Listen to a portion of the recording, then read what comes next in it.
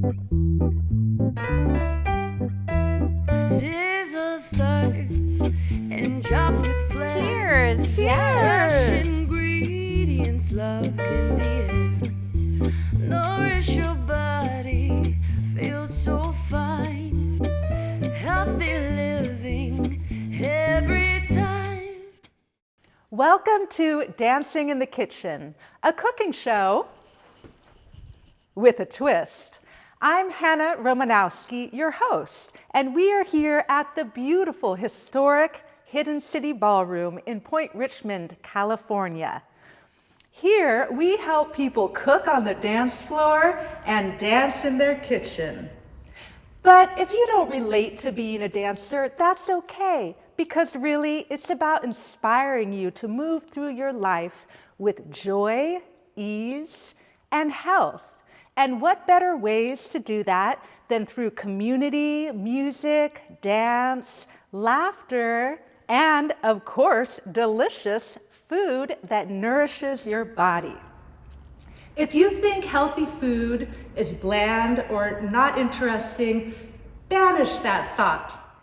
You can eat delicious, satisfying foods that nourish the taste buds and nourish your cells. And that's what we're all about on Dancing in the Kitchen, helping you find nourishment in your kitchen and in your life so that we can all experience more joy and resiliency.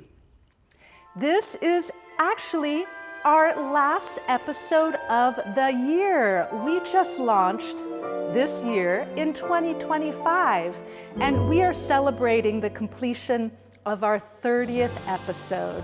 We're so delighted to have you here, and thank you for being a part of this journey. We're really proud of ourselves for this first year and everything we've learned, we've overcome, and we've accomplished.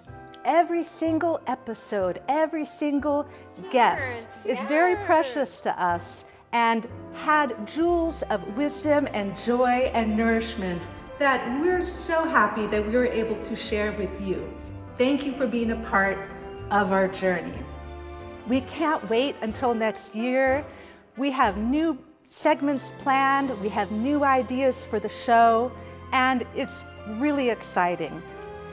This is the holiday season, and however you celebrate the holidays, we are all spending good, wonderful quality time with family, hopefully relaxing, even though this is a very busy time of year, and we're all eating a lot of food. One population that may have challenges around this time of year are people who are living with diabetes and pre-diabetes. The truth is, the statistics of those of us with diabetes and pre-diabetes is staggering, and there is so much we can do to reverse these trends in our health and in our society.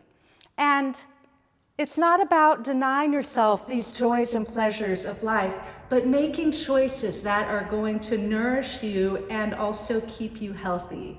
And that's what we're here to share today. Before I invite on our guest, who's going to share ways to help you navigate the holidays in a healthy manner, I want to remind you to stay tuned for the next episode. And now let's invite on our guest. Karen Taylor is a health coach. She's a national board certified health and wellness coach at Brook Health, a company that helps people take control of their health. As a coach in Brook's diabetes prevention program, she helps people with pre-diabetes lose weight and reduce their risk of developing type 2 diabetes. Her coaching focuses on helping participants make long-term life changes, primarily in their food choices and physical activity. She became interested in coaching when she learned that she herself had pre-diabetes. A coach helped her discover lifestyle changes that were right for her, and now she inspires others through her coaching. Let's invite on a little holiday magic. Karen, I'm so delighted to have you on the show. Oh, thank you for inviting me. I'm delighted to be here. Yes, well, and we know each other through the Hidden City ballroom community because you yourself are a dancer as well. I try. It's a hobby. Yes. Yeah, fantastic. Well, actually, your teacher's coming on, so he's going to be joining us in a little bit, and I'm excited about that. Yeah, he'll be great. I am so happy to have you on because you specialize in working with people with prediabetes. Yes. Can you share a little bit, well, about the state of prediabetes in society and in people's health, and how you inspire people to make the lifestyle changes that help them? Sure. Unfortunately, we in America don't have the best food culture. And so a lot of us are overweight, even obese, and it unfortunately becomes a higher percentage each year. And for many people, being overweight can lead to prediabetes. And if that's not put in check, then that can develop into type 2 diabetes. Yeah. So I work for a company that helps people prevent diabetes when they have prediabetes. And we focus on losing weight through healthful eating and more exercise. I love that. That's wonderful.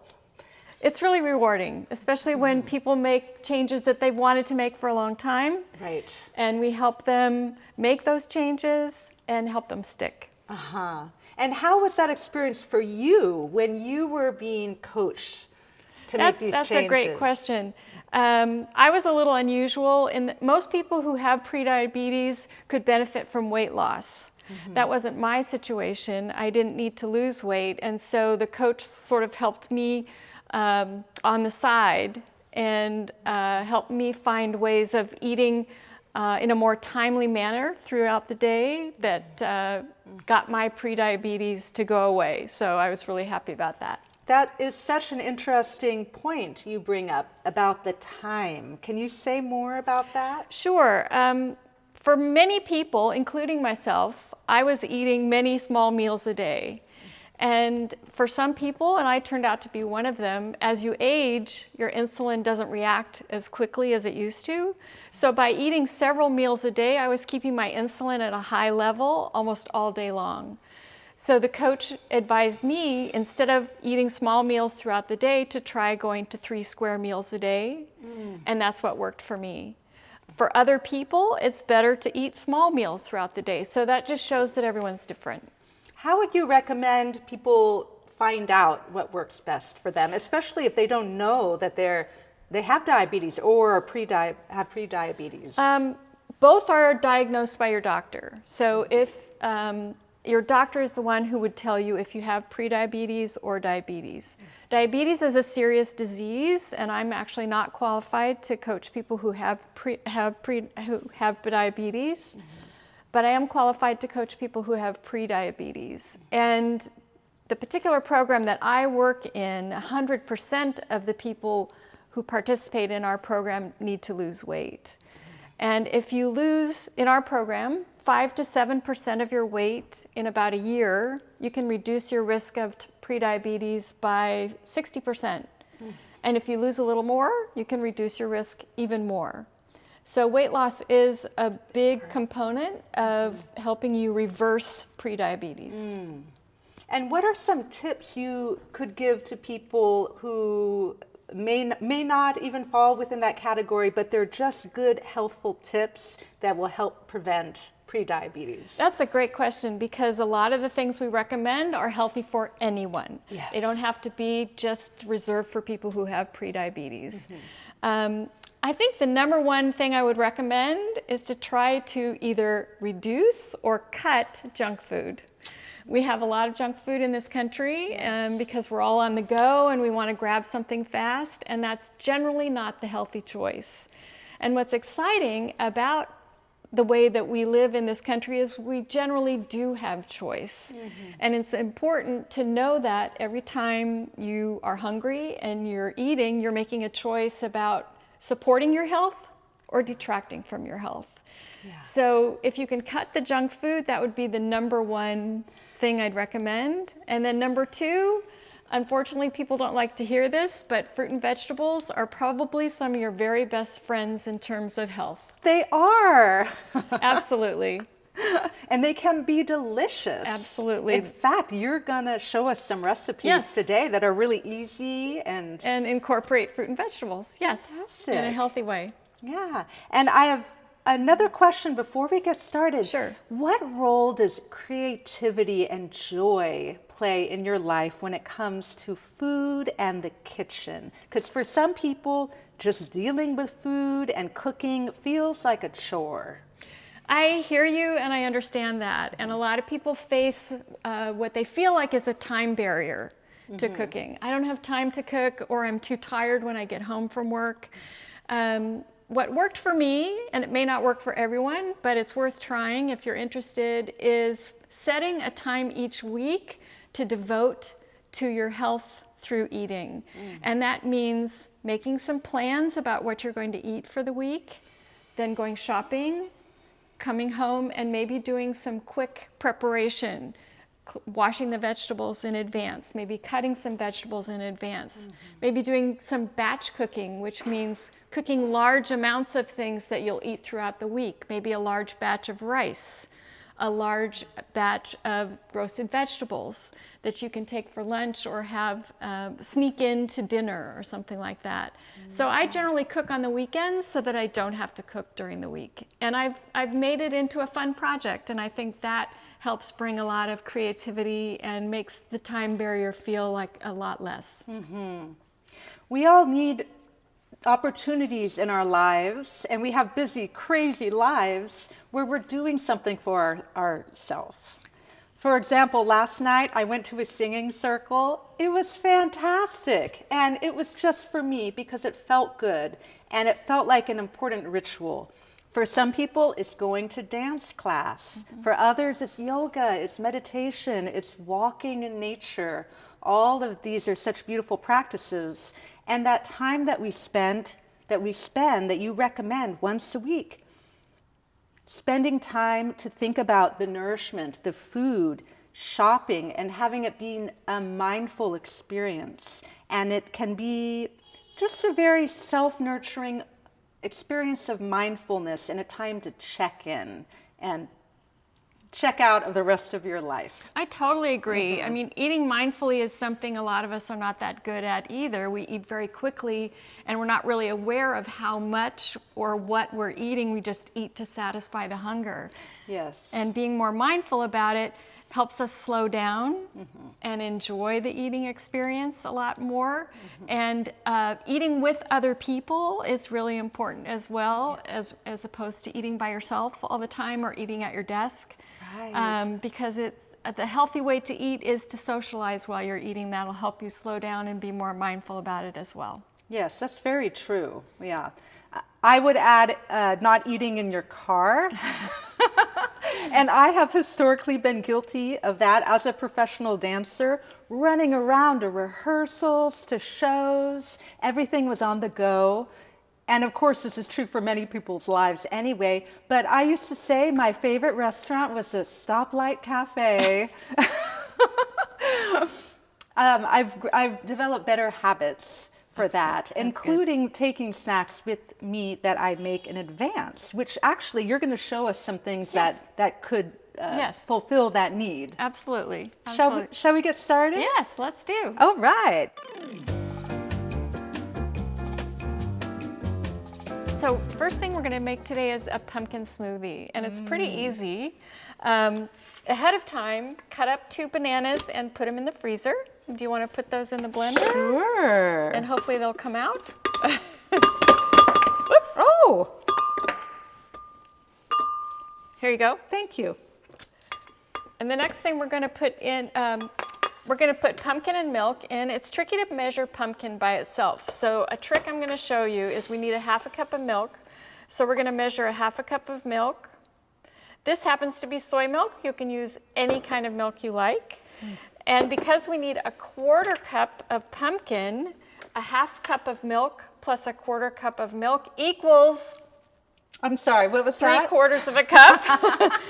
So we're going to add enough pumpkin until the line of milk gets up to 3/4. And then we know we have 1/4 of a cup of pumpkin that we added to our 1/2 cup of milk. All right. So now we're going to pour it all in there.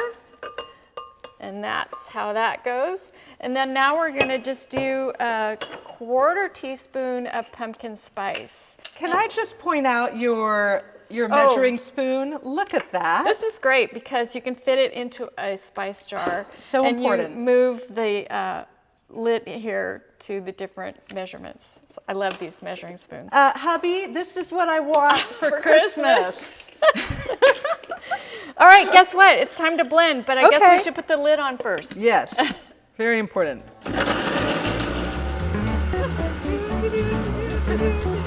Is this the little dance we do during blending?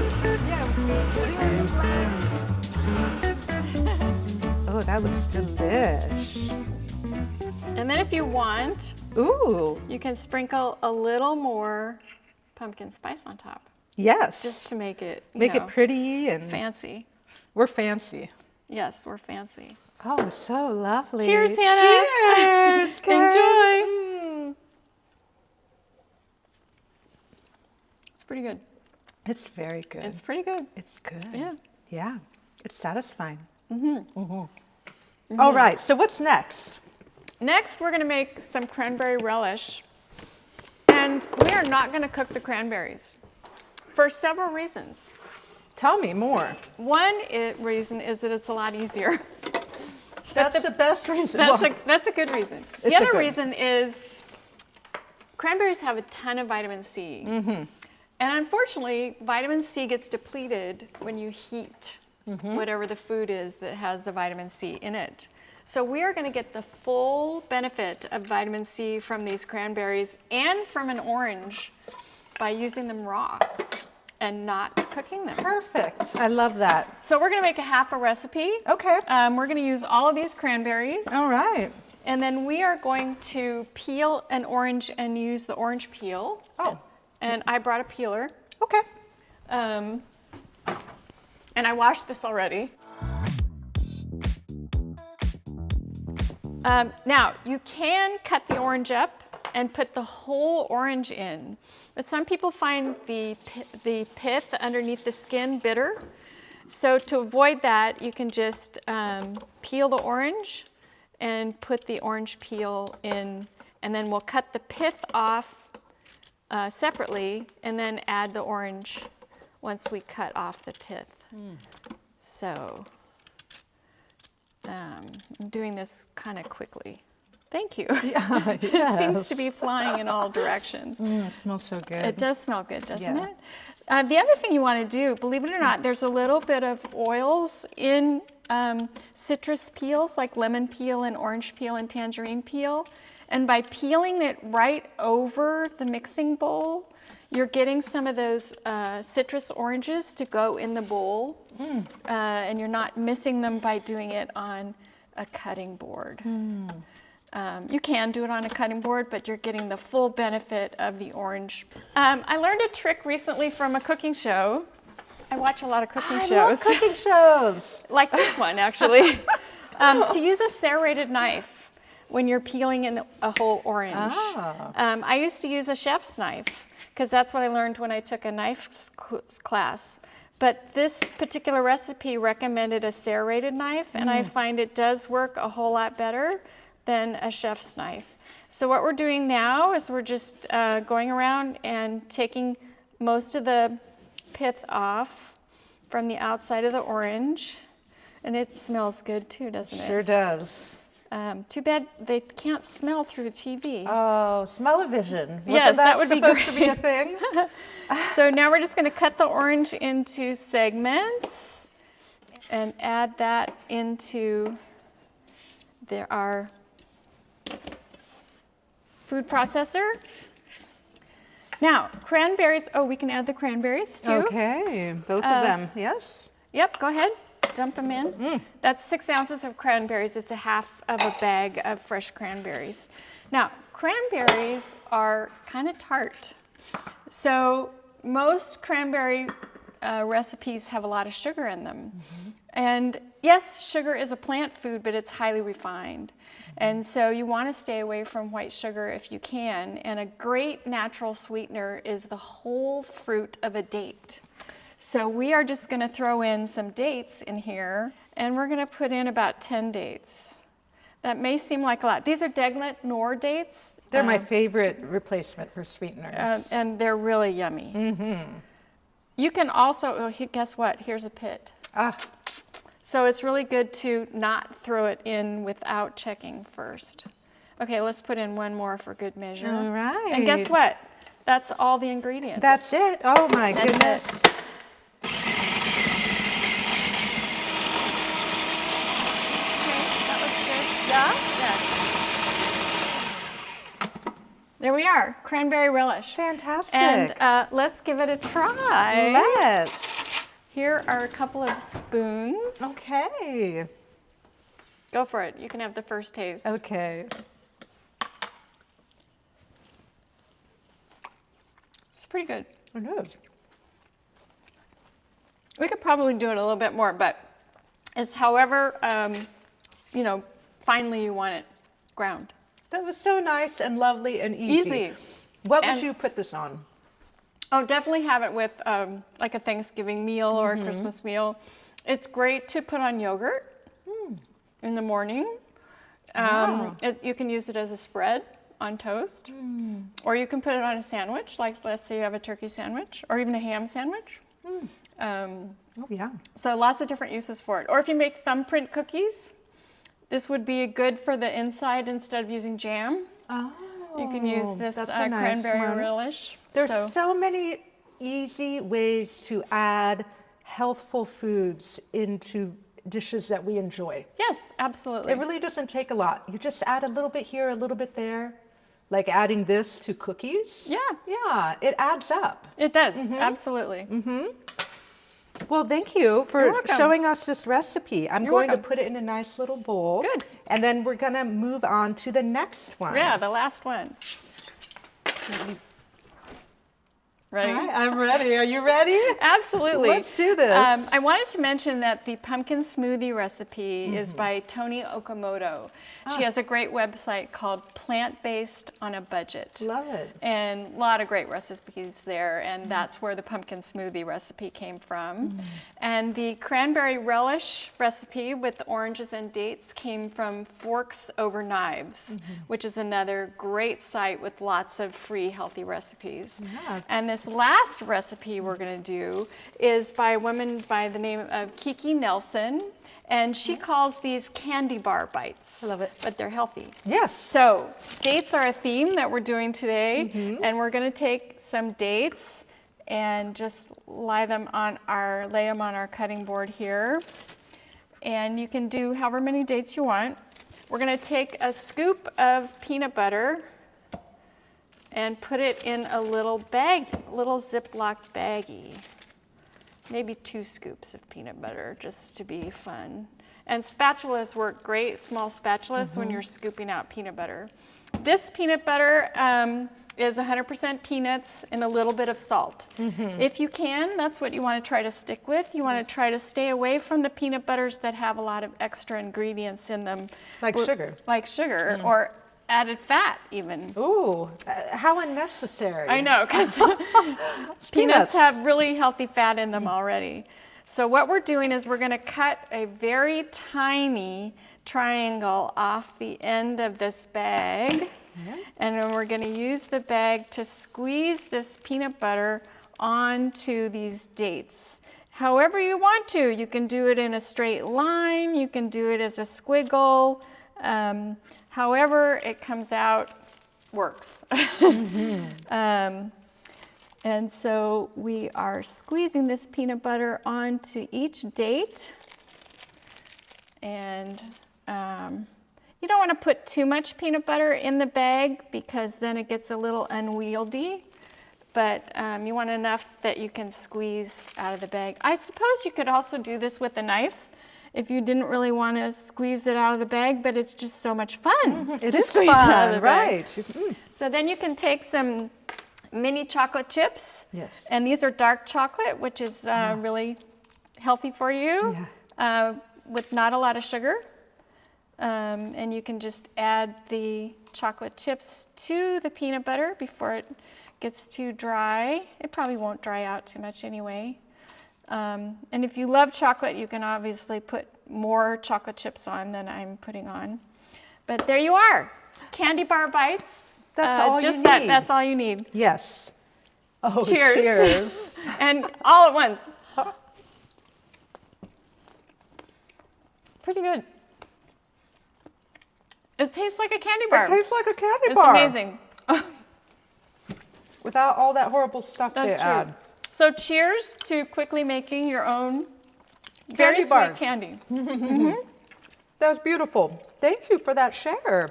All And of you these can shares. be really fancy and put them in these cute little holiday cups Love it. and give them as gifts. Oh, that's To a yourself. Great idea. That's the best. Well, thank you so much, Oh, you're Karen, welcome. It's for- been my pleasure. Yeah, this has been wonderful. Yeah, and such helpful, easy recipes. Easy. That's the Yes. key. It doesn't have to be anything complicated to taste great. Are you going to stick around for our next episode? Absolutely. 'Cause I we wouldn't got- miss it. Wonderful. Well, we're going to have a lot of fun. So audience, please stick around. And we're going to be bringing on a new guest and celebrating the holidays all together with some good cheer. Sounds great. Healthy living made easy. We cook it up and keep it breezy. From your kitchen to your plate. Good food, good vibes, get away. Healthy living made easy. Taste the joy, it's all so cheap.